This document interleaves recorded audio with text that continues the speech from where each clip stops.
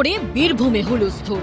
যে বাঙালি ছোটবেলা থেকে চাঁদের পাহাড়ের সঙ্গে পরিচিত, ঘুম থেকে উঠেই টাকা আর সোনার পাহাড়ের কথা শুনে সেই বাঙালি চক্ষু আরো একবার চড়ক গাছ। যিনি কিনা আগে বাস চালাতেন, তার বাড়ি থেকে সোনার বাট, সোনার বিস্কুট উদ্ধার, আরো 25টি ব্যাগে কোটি কোটি টাকা। বুধবার তখন ভোর 3টে। ভালো করে আলো ফোটার আগেই মোহাম্মদবাজার থানা থেকে বেরোয় ডিএসপি ট্রাফিক কুণাল মুখোপাধ্যায়ের নেতৃত্বে বিশাল পুলিশ বাহিনী। বুধবার ভোর 3:15 পুলিশের গাড়ি এসে দাঁড়ায় দেউচা বাসস্ট্যান্ডের কাছে পাথর ব্যবসায়ী টুলু মণ্ডলের আত্মীয় মিনার মণ্ডলের বাড়ির পাশে। বাড়ির মালিক দরজা খুলতে না যাওয়ায় ভোর 3:20 দরজা ভেঙে ঘরে ঢোকে পুলিশ। পুলিশ সূত্রে খবর, দরজা ভেঙেই আটক করা হয় মিনার মণ্ডল ও তার ছেলেকে।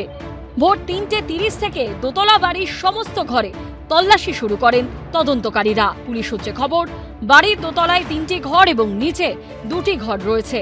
নিচে এবং ওপরের ঘরে 2টি আলমারিতে জামা কাপড়ের বদলে রাখা ছিল থরে থরে টাকার বান্ডিল। ঘরের চোরা কুঠুরিতে রাখা ছিল সোনার বাট ও বিস্কুট। সকাল 7টা থেকে শুরু হয় টাকা গোনা ও সোনার ওজন করার কাজ। আনা হয় 3টি টাকা গোনার যন্ত্র। এই কাজে সাহায্য নেওয়া হয় স্থানীয় ব্যাংক কর্মী ও স্বর্ণকারদের। কিন্তু এত টাকা নিয়ে যাওয়া হবে কি করে? বেলা 12টা নাগাদ গাড়ি ও বাইকে করে আনা হয় 3টি ট্রাঙ্ক।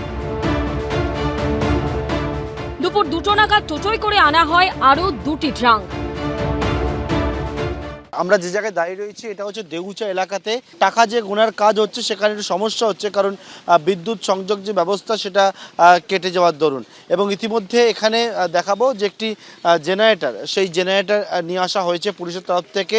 কারণ হচ্ছে টাকা গোনার কাজ সেটা কিন্তু কন্টিনিউ হচ্ছে। গত 15 বছর ধরে অন্ততপক্ষে 10,000 কোটি টাকার সরকারি রেভিনিউ এইভাবে লুট হয়েছে। মাননীয় মুখ্যমন্ত্রী যদি দুর্নীতির বিরুদ্ধে বলতে যান, তাহলে যারা তৃণমূল থেকে দূরত্ব তৈরি করছে, যাদের বিরুদ্ধে বহু অভিযোগ আছে, যারা ভালো সাজছে, তো তাদের ক্ষেত্রেও একইভাবে আইন প্রযোজ্য হওয়া উচিত। এবং আপনার পুলিশ বা সিআইডি বা সিবিআই বা ইডি তাদেরও একইভাবে অ্যাকশন নেওয়া উচিত।